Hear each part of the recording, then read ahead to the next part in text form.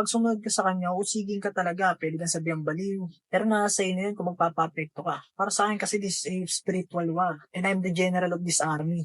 Paglalaban ko to. Tignan mo sa Proverbs 28 verse 1. The wicked flee moment pursuit, but the righteous are bold as a lion. Wala akong dapat itatakot.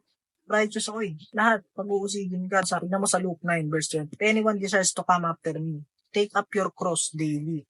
If anyone desires to come after me, then follow me, taking up the cross to follow Jesus.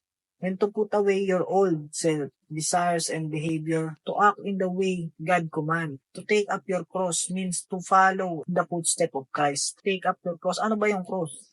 Ayun yun, yung mga paghihirap yun eh. Hindi yun yung literal na cross ha. Hindi yun yung dadalhin mo dyan, tapos maglalakad ka may cross. Hindi. Ito yun. Siyempre, pag in-upload ko to, madaming matatawa, madaming mag-uusig. Ayun yun, yung cross. Kailangan mong pasanin dito sa mundo ito.